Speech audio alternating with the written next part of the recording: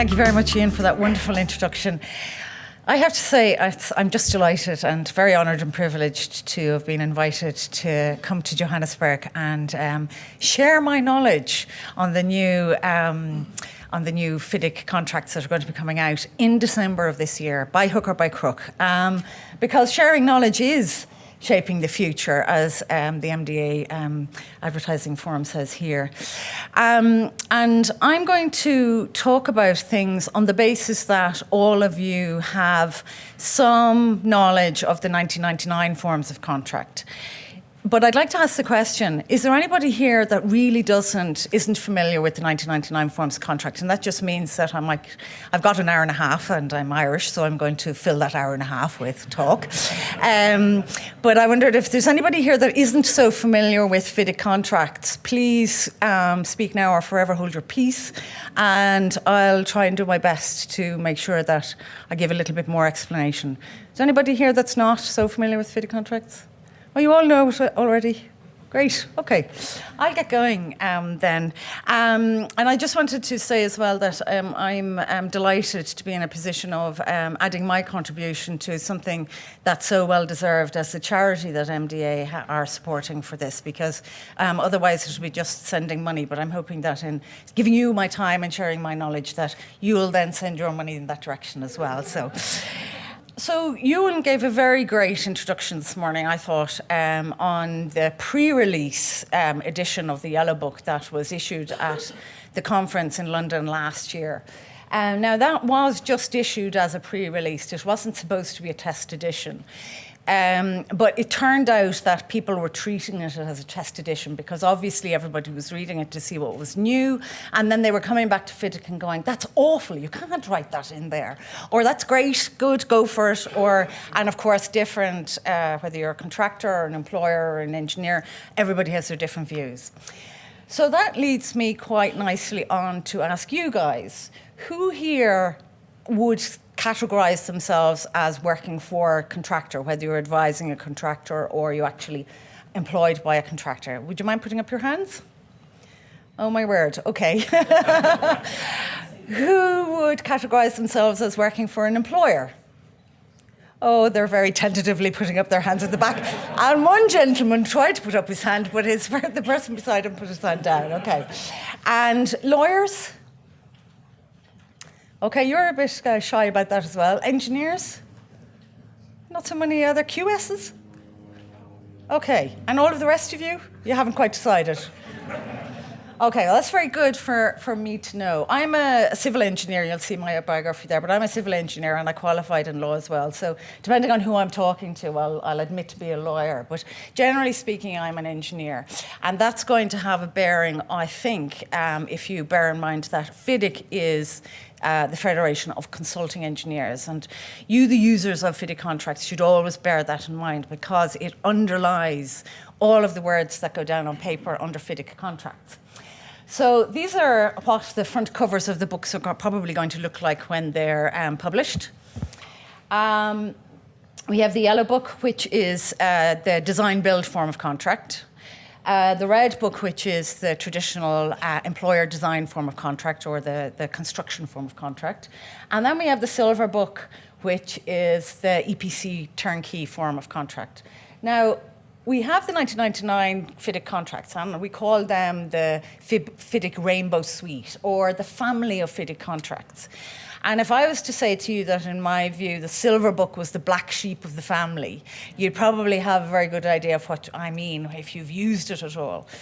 So I'm just going to start off by saying that when they were drafting the 1999 forms of contract, what they did was they drafted the Red Book, which is the employer design form of contract. They added design to that and they got the Yellow Book, which is the design build form of contract. And then they shifted the risk allocation, between, which is fairly even and balanced between the parties under the Yellow Book, shifted quite a lot of the risks over to the contractor to get to the Silver Book. So that's basically, in very simple terms, because I'm an engineer and I try and think in simple terms, that's exactly how they came up with the 1999 form of contract. And I reminded us all that FIDIC is the Federation of Consulting Engineers, and I'm the principal drafter for these new contracts that are coming out. And one of the things that I always reminded myself, and I always reminded my colleagues in the task group that were working on these documents, and I was always reminded of, was that FIDIC contracts are drafted by engineers for engineers. When we talk about the additional wording that are going to be in these documents, because they're going to be about half as long again as the 1999 forms of contract, and we talk about the more structured approach and we talk about the more specific provisions, it's always on the basis that we're trying to make very clear to the parties, and particularly the engineering, those with engineering background, exactly what's expected of them. And we were also, if you like, tasked with enhancing the project management tools or mechanisms that are written into FIDIC contracts, because it's not just legal terms, it's not just the legal terms and conditions of the transaction between the contractor and the employer that are written into FIDIC contracts. And perhaps I think, my own personal view is that's the reason why FIDIC contracts are used so successfully on an international basis. It's because the actual terms and conditions include the project management points or the procedures that are expected to be followed. We were also told to reinforce the role of the engineer, because FIDIC is a federation of consulting engineers, and so we want to promote the use of the engineer under works contracts. Balanced risk allocation is very, very important, except for the Silver Book. To reflect international best practice. Now, what people think is best practice varies around the world. There's no question of that. Because what might be best practice for an employer won't be best practice for a contractor. So that has taken up quite a lot of review and consideration, all of users' feedback. What is exactly what is best practice? And what we've come back with is, what do we believe, what does FIDIC believe is going to lead to successful projects? And a successful project, not a successful deal by one party or the other or the engineer, not a nice profit to be made or a reduced price to be paid. It's basically to make sure that the project gets finished and the society has the benefit of that project. So that's basically what we had in mind. And you'll see there that, I'm not going to go through this slide in detail, but you'll see there that there's quite a lot of aspects that we were looking at from the very beginning, because you might bear in mind that these updates have been under development since about 2009, because FIDIC's view is, in general, to start looking at updating its forms of contracts every 10 years. So you can already tell that we've been working on this for 9 years up to now. And these are all of the things that were taken into account. And I'd just like to point out to you, I've turned it off, I knew I was going to do that. I'd just like to point out to you, and I'll better stand by the microphone, that there's the MDB harmonised edition of the Red Book, and the MDB are the Multilateral Development Banks, and they've been very instrumental in the use of FIDIC contracts in developing countries. So we were conscious of what they had built into their harmonised version of the FIDIC contracts. We got feedback also from the ICC, which, if you remember, that they were there where the arbitrations go to. So essentially, there's a very good relationship between FIDIC and the ICC, in that the ICC gives us access to redacted arbitration awards. Now, those redacted arbitration awards are going to be available free of charge online on the ICC website. So you might take a note of that and keep an eye out for it. I think they're hoping to have those available by the end of next year. But we've been getting that information for the last few years. So we're aware of what is causing problems out there in the industry in the use of the 1999 forms of contract. We also had a look at court judgments. There's been quite a few court cases around the world. And then this is where an awful lot of our, if you like, feedback was coming on the use of, on our pre-drafts of the documents. And those pre-drafts went out in 2015 and again then last year. I don't think there's anybody in the room here that gave feedback, but if you are in the room, then very, very much appreciated. And we call it friendly review. And here's an idea of what the friendly reviewers were. About 50 or 60 people from around the world, lawyers, engineers, contractors, employers, geographically spaced. Basically, anybody that we believed were qualified to give us good feedback, high quality feedback, constructive feedback. We call them friendly reviewers. Some of them weren't so friendly, but that was good as well, as long as they were constructive. And you'll see that we basically went out to friendly review in 2015, which was all about the Yellow Book. And then we had another process of friendly review in 2016. And that'll give you an idea of why, if you like, these new forms of contracts have taken quite so long to actually get to the point of being published. So why did we start with the Yellow Book first? Because in 1999, the people that were drafting the 1999 forms of contract, if you remember, they were working on the Red Book. And it was basically because of, in very simple graphical terms, it was basically because if you think of design risk as being one of the biggest risks that might occur in a project, and also quantities risks, you'd have over here, the Red Book, you would have the employer keeps most of the project risks because he keeps the risk of design and he keeps the risk of quantities, because generally speaking, under a Red Book, it's a remeasurement form of contract. And then we have the design build form of contract where the design risk is passed over to the contractor, but also the quantities risk as well, because it's generally speaking a lump sum form of contract. And then, as I mentioned before, the Silver Book passes most of the risks over to the contractor, with the employer still only holding a very minor amount. So basically, the reason why we started with the Yellow Book first is because the Yellow Book sits in the middle there. So basically get the Yellow Book right, take out the design and you get to the Red Book, shift the risks to the contractor and you get the Silver Book. So that was basically in the logic basically that we had based on. So I'm going to go through some of the key features, or what I believe you'd be most interested in hearing about.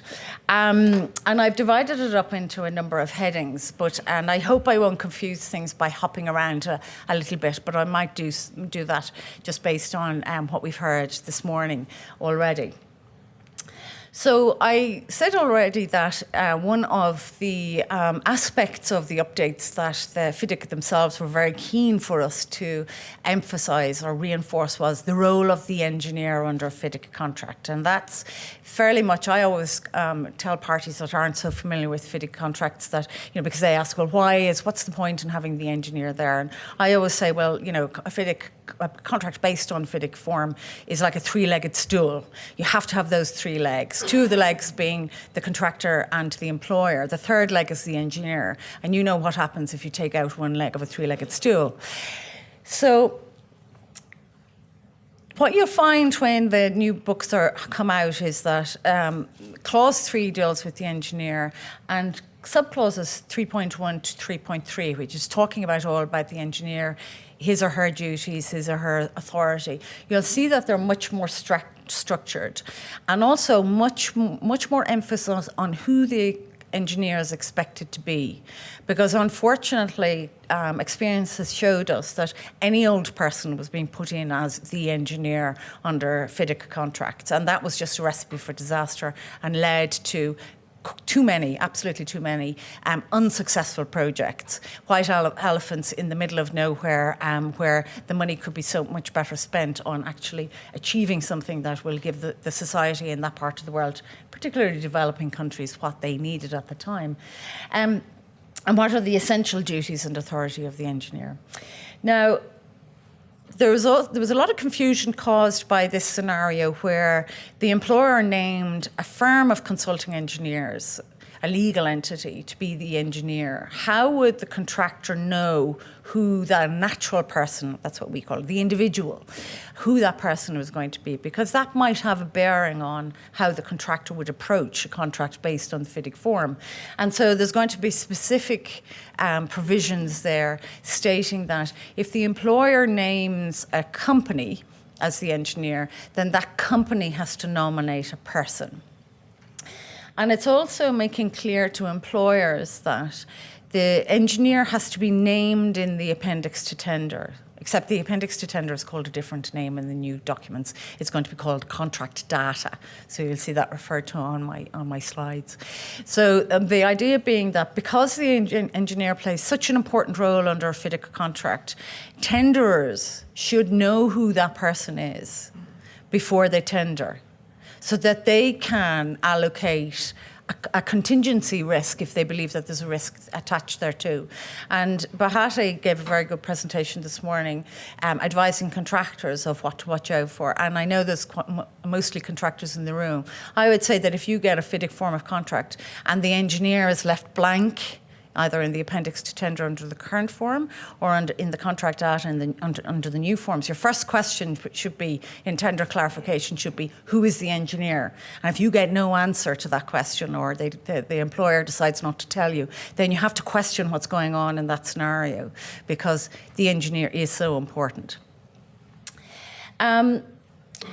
We also are very keen, FIDIC, to make sure that the right people form that role. And so there's express wording now to say that the engineer is expected to be a professional engineer. And for the QSs in the room, sorry. You know, you guys didn't like that when we went out to friendly review, but tough. We are the Federation of Consulting Engineers.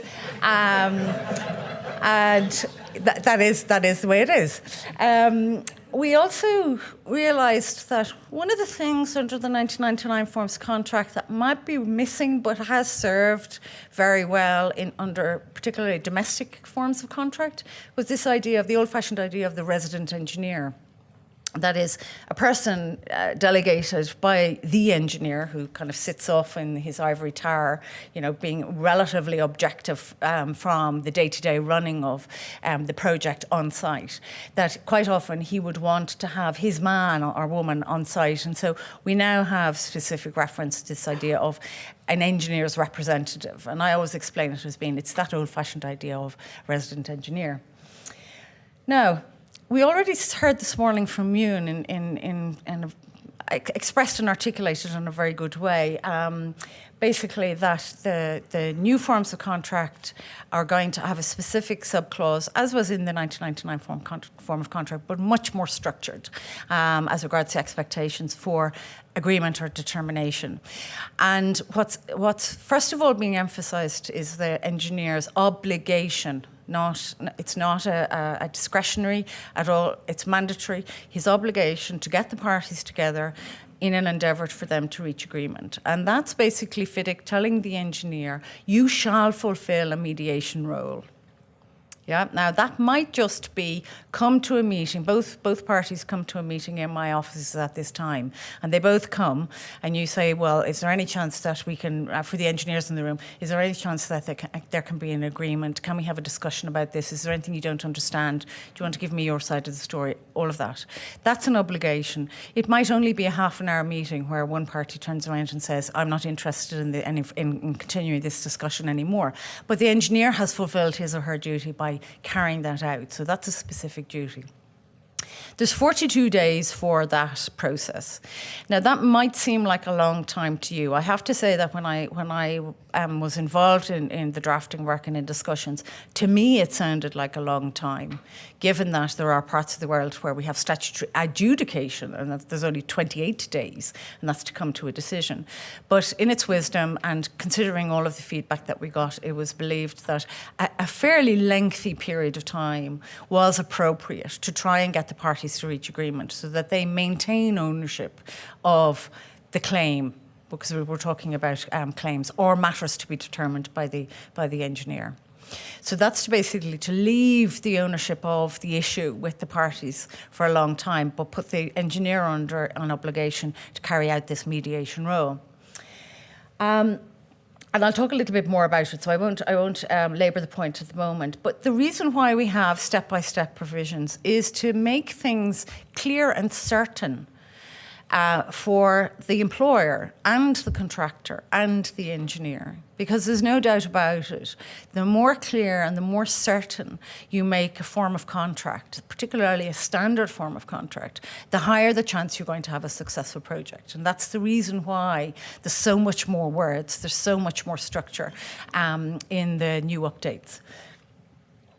And to emphasise a point that Ewan made this morning is this role that the engineer has to play, he's under an obligation to play, is not just for claims in the traditional sense, because there's going to be a new definition of claim, which I'll come to later, but it's also for variations.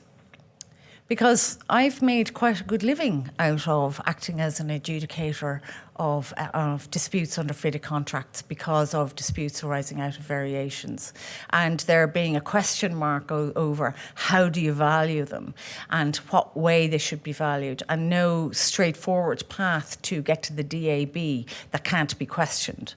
So we basically trying to make the path as clear and certain as possible now. So we have the engineer being expected to try and broker an agreement between the parties as regard variations, and also to actually determine what the value of the variation to be. Day works, schedule of payments if you're in a scenario where you've got a lump sum. Plant and materials intended to the works. Bahati brought up that this morning and the difficulties that can ensue. Now, some users don't pay attention to this subclause 14.5, but if you're working on, say, a very high value power hydroelectric power station, you're trying to build that, the plant, the turbines, are one of the highest value items on the actual project, far more so than the civil works. And if the contractor is expected to buy and ship that, but he doesn't get paid for it until it's actually installed into the actual permanent works, that's going to cause serious cash flow problems. And we all know that serious cash flow problems mean, generally speaking, higher probability of an unsuccessful project. So FIDIC has worked back from that to try and build in mechanisms whereby that scenario might not arise, unless, of course, the employer starts changing things around in the particular conditions of contract. And also, the issue of the IPC now, the new forms of contracts are going to build in abbreviations. And people either like them or loathe them. There's a bit of a Marmite flavour to abbreviations or acronyms. So, but I think they're in there and they're going to stay. So IPC stands for Interim Payment Certificate. So of course that's always a nice little seed of dispute. And so you'll find that the engineer will issue an interim payment certificate. He has the authority to delegate that job to his assistant or his engineer's representative. He's not entitled to delegate any responsibility under 3.7. So you might find that an IPC is or an amount is certified in an IPC on site, but then the contractor receives it and he receives the payment, but he has a difficulty with that amount. And that means he can refer that issue to the actual engineer sitting at head office for formal determination, which, you know, the engineer is required to try and get the parties to reach agreement first. So that's the thought process behind it. You'll see it there. So there was quite a lot of talk this morning about that engineer's role and you know, how can it be stymied by the employer. There's an express provision now under the new updates to say that there shall be no requirement for the engineer to obtain the employer's consent before the engineer exercises his authority under that subclause, and the employer shall not impose further constraints on the engineer's authority. So all of the contractors, if you see that paragraph, when the new forms contract come out and you see that deleted, you know that the employer is up to something. And that's the compromise that FIDIC has reached. We don't believe, a question was asked earlier, shouldn't it be the case that the contractor gets to see the document or the agreement between the employer and the consultant? Consultants don't want you guys to see that. That's our deal. So what we say in the works contracts is we say that any constraints on the engineer's authority has to appear in the particular conditions of contract, and then this, yeah? So basically, that's the compromise that's being reached. So you don't get to see the employer-consultant agreement, but you do get to see what constraints, because that's the information that you want to hear. Really, you want to know whether the engineer only has authority to issue variations up to a certain amount, or if he has to do anything before he can actually exercise his authority under the contract. So here we have the step-by-step process for agreement or determination. I already spoken about consultation to reach agreement. And if that's not achieved, then we talk about the engineer's determination. And I just wanted to emphasise that it has to be fair. Now, quite a lot of people say to us, well, Fiddick, you should define fair. And so we started to put down words on paper and we looked at court cases and everything else, and then we just went, oh God, it means so many different things around the world that we're going to get ourselves into trouble trying to define it. So what we say is, we don't define fair under 3.72, but the opening words of 3.7 state, when carrying out his or her duties under this subclause, the engineer shall act neutrally between the parties and shall not be deemed to act for the employer. Because Bahati pointed out that under 3.1, it states the engineer shall be deemed to act for the employer, except, and the words are there in the 1999 forms of contract, except as otherwise stated in these conditions. Yeah.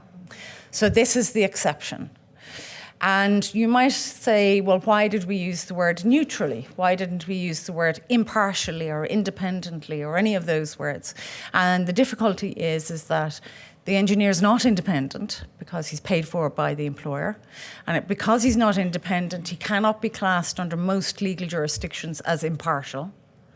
And so that's the reason why we came to this term neutrally. We're basically talking about it within Fiddick and also with our friendly reviewers. And we figured out that we want the engineer to play a Switzerland role. And so then the best terminology for that was neutrally. So that's the fair determination. Now, in deciding what is fair, the engineer also has to be aware that the determination has to be in accordance with the contract. And quite a lot of engineers forget that point. And they decide that something is fair on a moral basis or an ethical basis. But in fact, the engineer is expected to follow the deal that's being made between the parties. And so he's expected to actually follow the contract. But also taking due regard of all relevant circumstances. That's looking at the whole picture, not just the matter that's before him, the claim or the matter that's before him or her. So that's a very curious role where the engineer is expected to be all things to all people and still be fair. And I just want to emphasise to say that those words aren't any different than they are here in the 1999 forms of contract. And one of the reasons why the indemnity was written into the new white book, which Odette was talking about, was because engineers found themselves in serious trouble with contractors suing them because contractors would say that they didn't give a fair determination, they didn't consult with the parties, it wasn't in accordance with the contract, and it didn't take into account all relevant circumstances.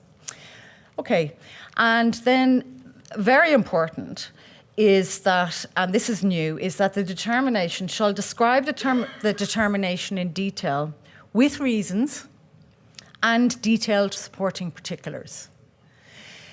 And that's very important because, as Ewan pointed out, we have this idea of a notice of dissatisfaction. And the parties need to know, both parties need to know, and the engineer, why is it that one of the parties is dissatisfied with the engineer's determination? But more importantly, I would say, is the DAB needs to know why the engineer's determination was rejected by one of the parties, and hence a dispute is being brought to the DAB.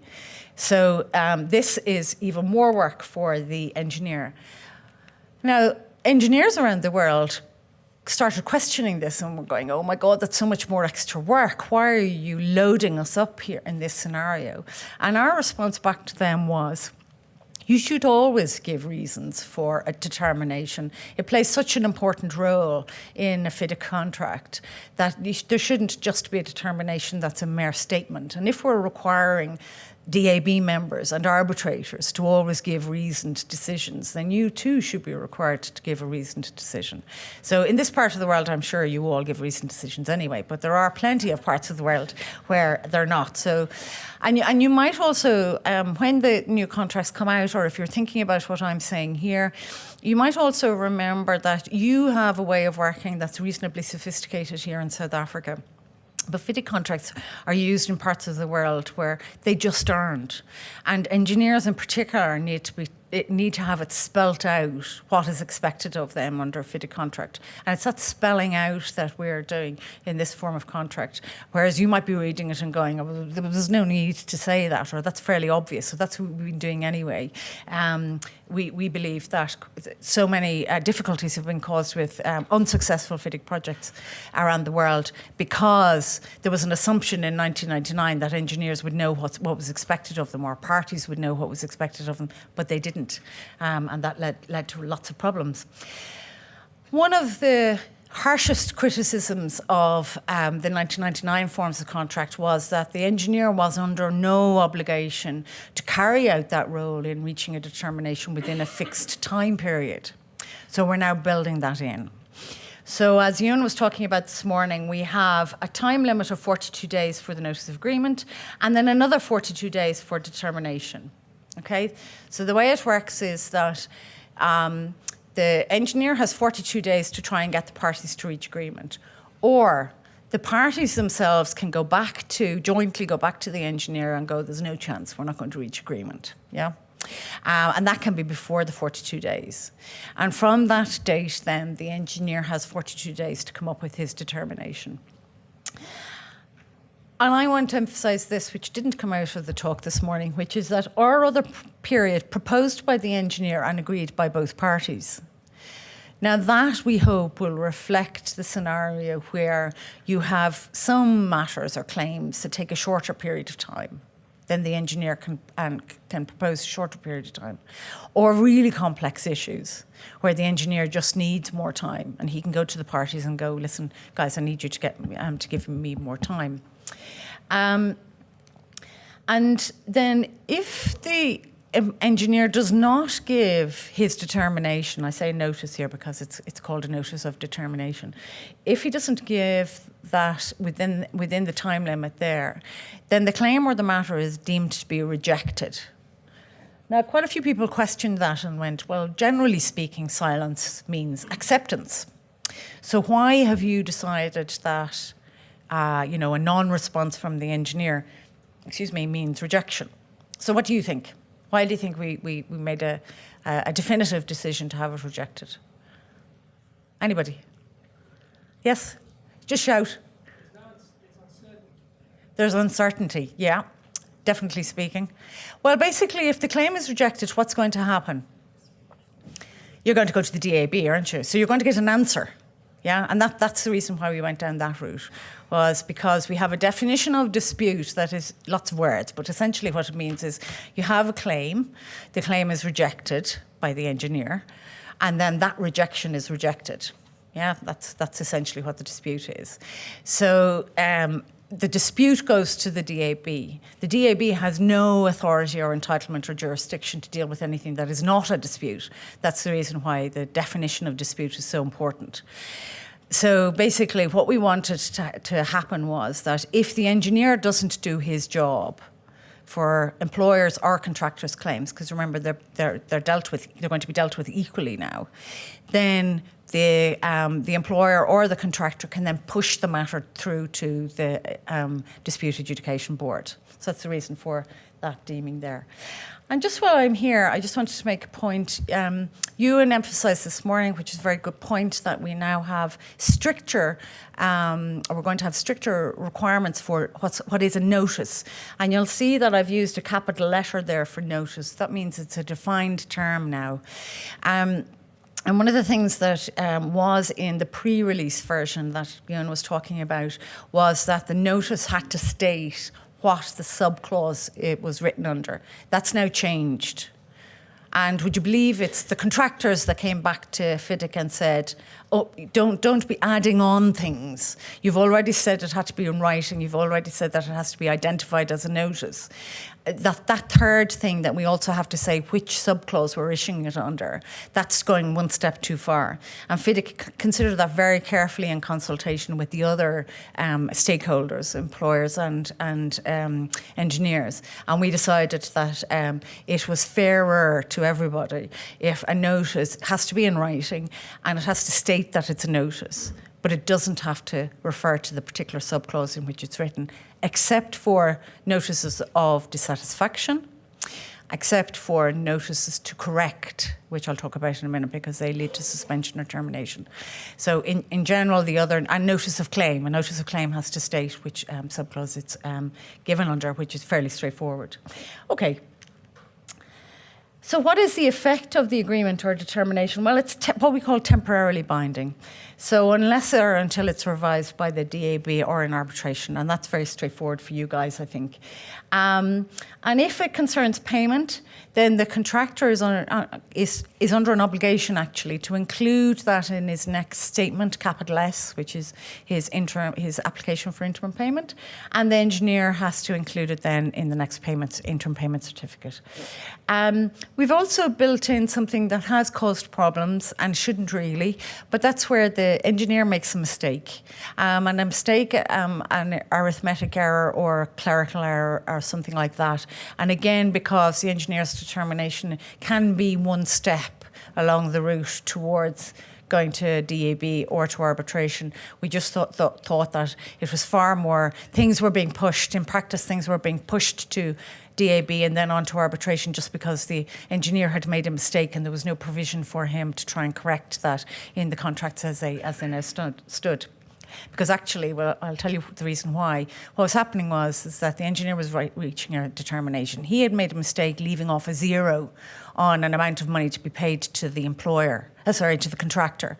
The employer then terminated this is an example, terminated the engineer's appointment because he didn't want the engineer to correct his determination because he wanted to have the advantage of the 1/10 of the amount. It is a real case. Now we can't cater for all of those horrible scenarios and abuse of the contract that is out there, but we did think that we should actually have express wording there, giving the engineer the right to correct his own decision. And then we have dissatisfaction with the engineer's determination. Now, for those of you who are familiar with using what we call the pink book, the MDB harmonised version of the red book, you'll already be familiar with the concept of a notice of dissatisfaction with the engineer's determination. And we've imported that into the new updates. And because it aligns with the definition of dispute. And so basically the dissatisfied party has to give that notice of dissatisfaction. Ewan called it a nod. We tend to call it an NOD, just in case it puts people to sleep. And within 28 days after the engineer's notice of determination. And then that means then you're basically on the path to go to the DAAB. Now, you see that whereas Ewan was talking about the DAB this morning, on my slides you'll see the DAAB, and that's basically to emphasise to the world that FIDIC wants the DAB to be avoidance, getting involved in dispute avoidance as well as adjudication. Okay, and if there's no notice of NOD within 28 days, then the engineer's determination or deemed rejection, because if he doesn't say anything, it's deemed to be rejection, shall be deemed to be accepted by both parties.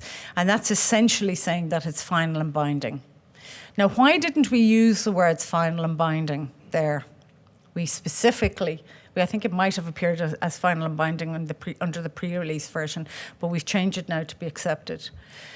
And that was, the reason for that is that in many legal jurisdictions, an engineer's determination cannot be accepted by, I've used the word accepted, I shouldn't have said that, cannot be contractually bind the parties on a final and binding basis. There has to be a way of appealing it. So under the Constitution, for example, the Irish Constitution wouldn't allow that. I'm not quite sure about here in South Africa, but that's the reason why that particular wording is being used rather than other wording. And that kind of gives me the opportunity to emphasise to you all that, and I can categorically say that this is the question. Every word in a FIDIC contract, every comma, every full stop, every paragraph start is there for a meaning, for a reason.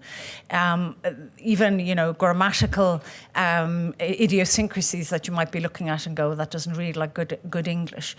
It's there for a reason. It hasn't just slipped in under the radar.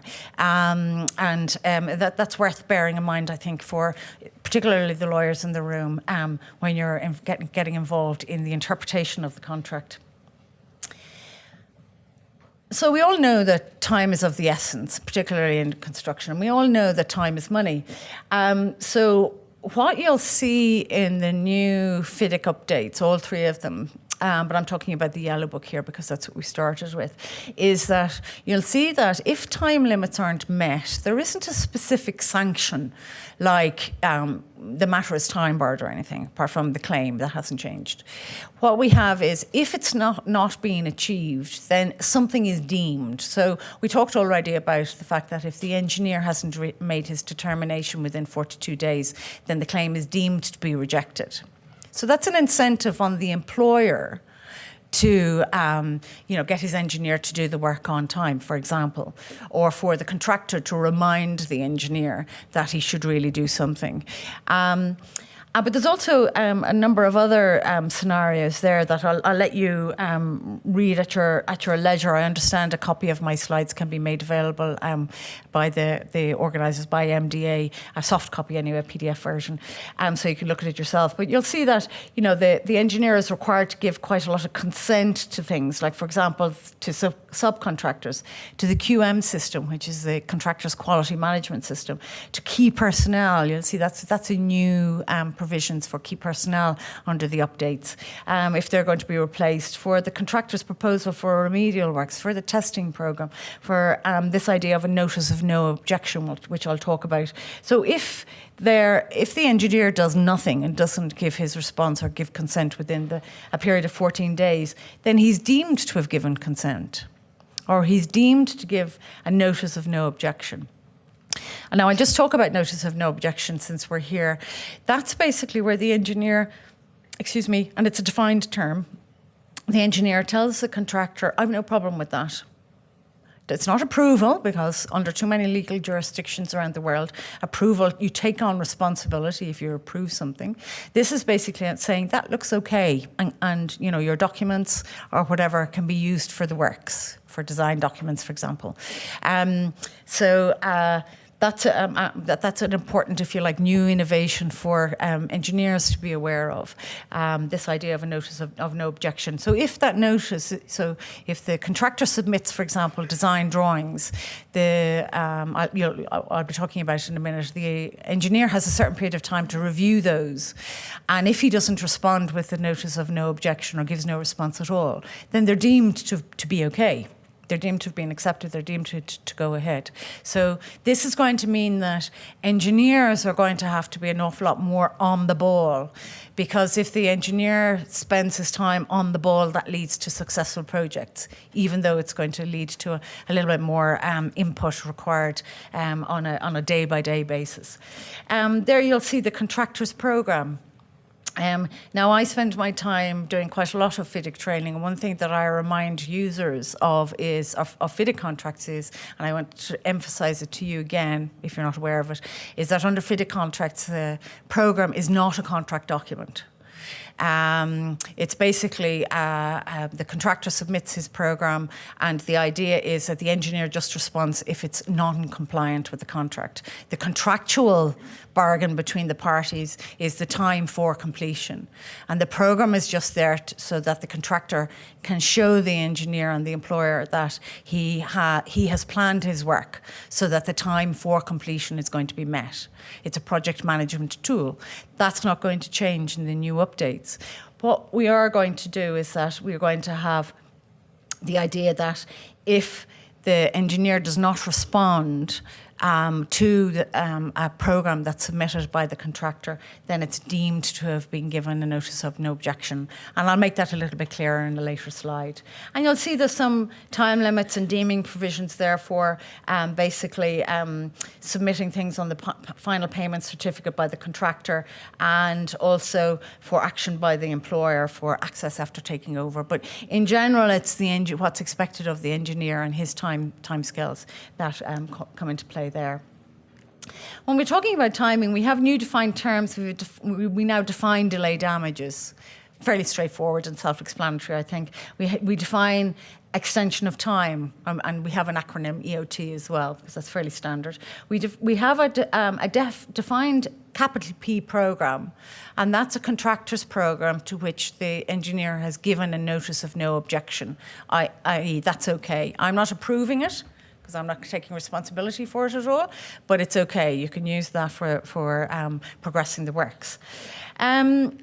Little bit shorter time scale for the engineer to give notice before a little bit greater time scale, I should say, for the engineer's notice before the commencement date. Under the 99 forms of contract, it was greater than 7 days. We've bumped that up to 14 days.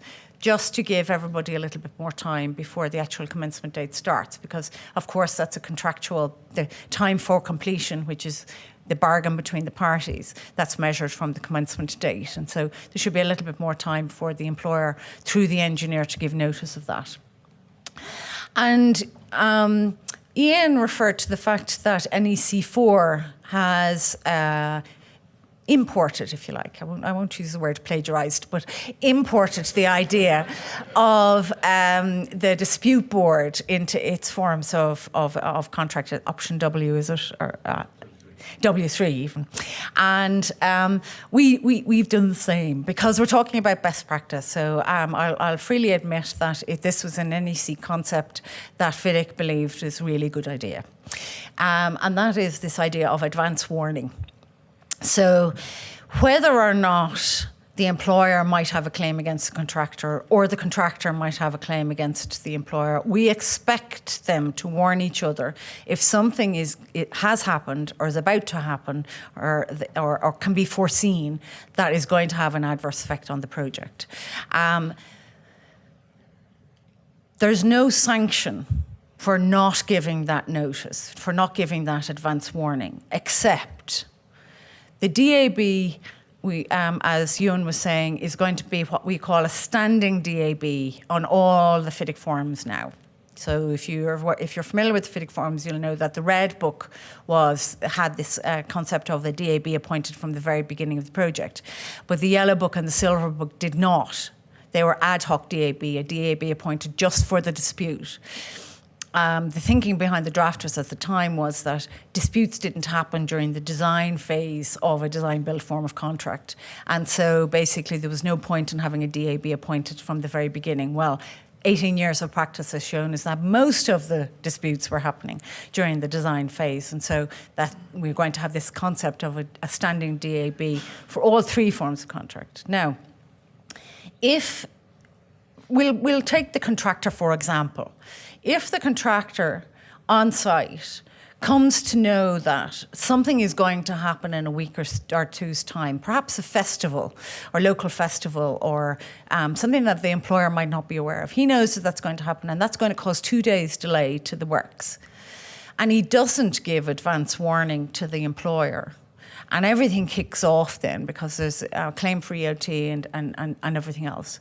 The DAB is going to go back and say, well, Mr. Contractor, we agree with you that you're due and you have an entitlement for delay and for the costs arising therefrom because of this festival which is outside your control. But why didn't you give advance warning? You knew about it. You know, the tribal or the tribal chief went to you to tell and gave you the warning. Why did you not let the employer know? And dispute board members are only people. And generally speaking, the claim, whoever has referred a dispute to a dispute board is basically trying to convince those people that they have a good case. And the reality is if you don't come to that process with clean hands, the concept of clean hands in equity, it's not going to look good. So I always say to people when they question this advance warning clause and they say, well, why isn't there a specific sanction in there? I always go, well, look, this is a kind of a collaboration type provision. And FIDIC contracts aren't known for that kind of partnering, collaboration, alliancing concept. This is trying to build in an element of that step by step. But you have to be aware that if you go down the route of trying to prove something, but you haven't fulfilled this step, it's not going to look too good for the DAB members that you're trying to convince you've got a good case. So that's as far as FIDIC were willing to go at this stage in the game. Give it 10 years and they might be willing to go a little bit further, maybe using a little bit more of the NEC4 type scenarios. We'll see. So I was talking about the programme, and one of the difficulties in the last 18 years was that the programme, of course, is only a project management tool, but a very essential one when you're talking about assessing extension of time for the engineer to assess extension of time. And unfortunately, under the 1999 forms of contract, what FIDIC was telling the parties should be in the programme wasn't enough for engineers to do a proper job.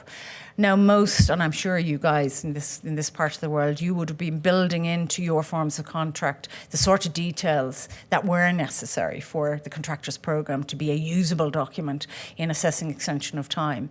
But so many parts of the world it wasn't. And so an A4 bar chart with, 10 lines on it was quite not uncommon, and an engineer was expected then to use that on billion euro projects to assess extension of time. Just not good enough, and also programs that made no sense. And I've had quite a few disputes that come before me where the program that's been submitted to me as the basis for a dispute based on extension of time just make no sense, because why would you build the foundations of a building after you put the roof on? And you laugh, but it was actually the case.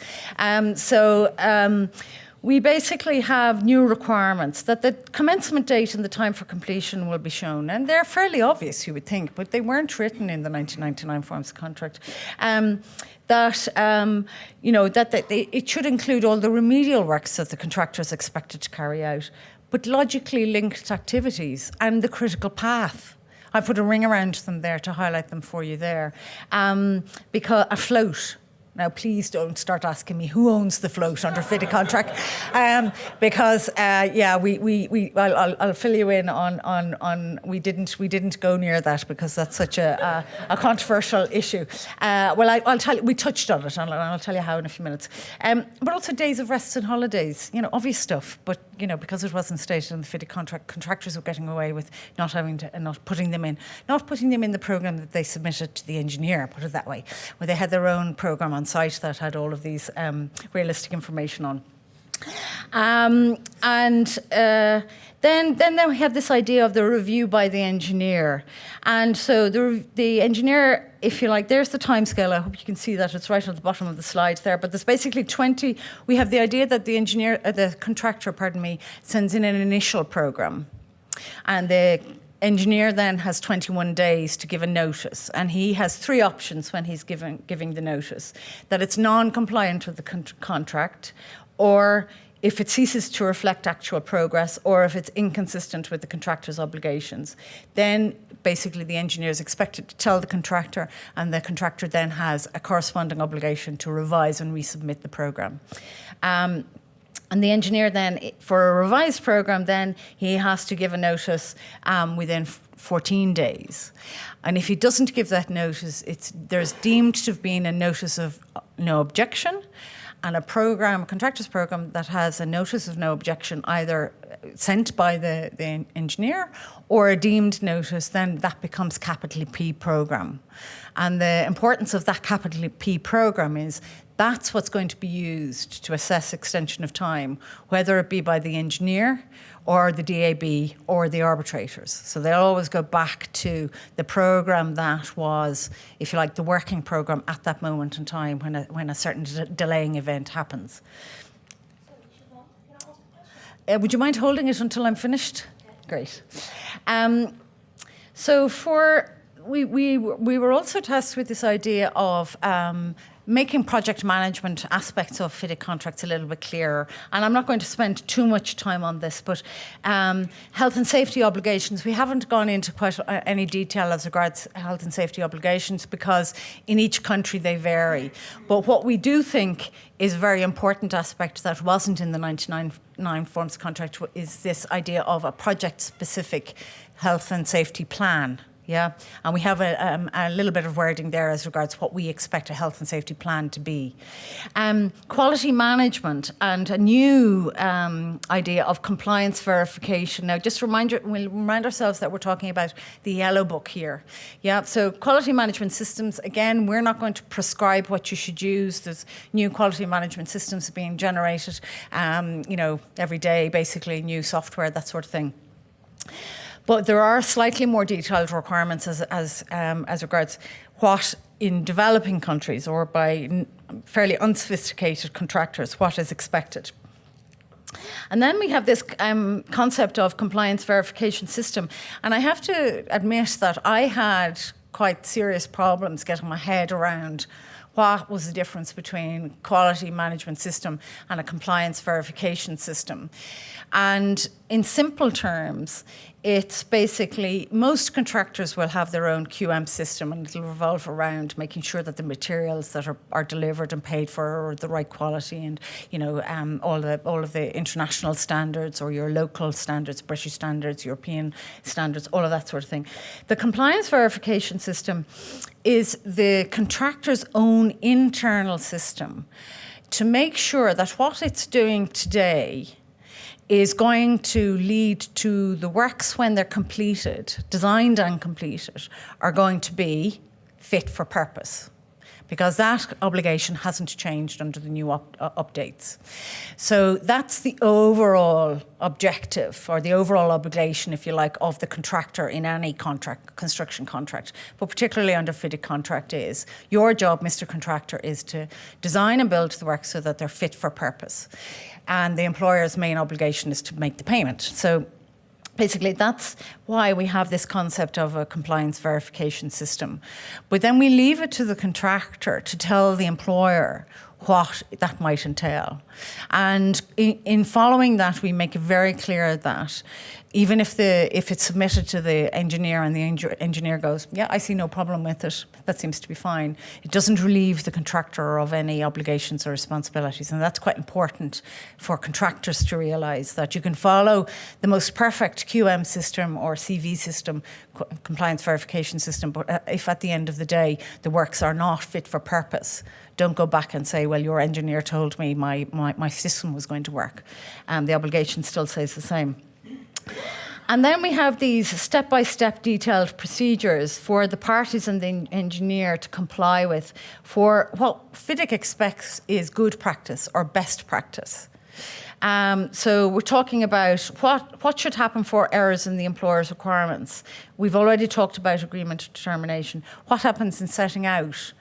Bahati was talking about the problems that occur in practice as regards errors in the setting out information that's provided by the employer. So there's a little bit more of a step-by-step process and unforeseeable physical conditions. And in essence, what it means is that the contractor is expected to play and the engineer are expected to play much more proactive roles in conveying the information back and forth. So, for example, for unforeseeable physical conditions, the contractor is expected to give notice to the engineer, this is what I found. I found a barrel of plutonium buried 10 metres deep underground. The engineer is then expected to go out and inspect. Not expected, obliged to go out and inspect. The contractor is expected to do whatever he should do for health and safety in that scenario. The engineer is expected then, the engineer is given the authority or the power to issue an instruction as regards what has been found on site.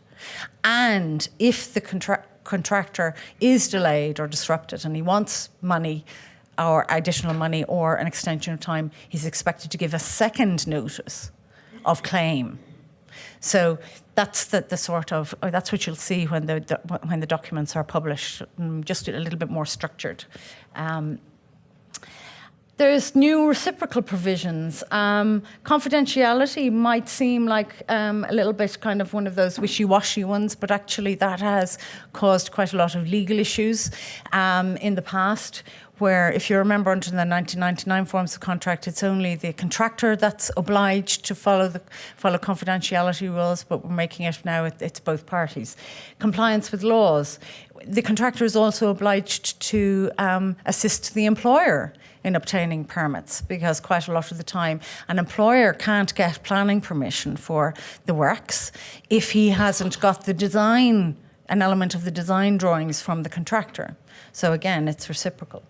But then there's a compensation entitlement for both of the parties if the other party does not assist in that way. Recruitment of persons.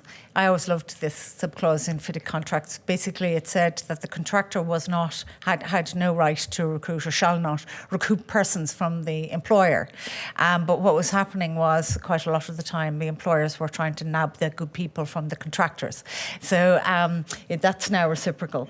And already mentioned this morning by Ewan, employers and contractors' claims are now dealt with exactly the same.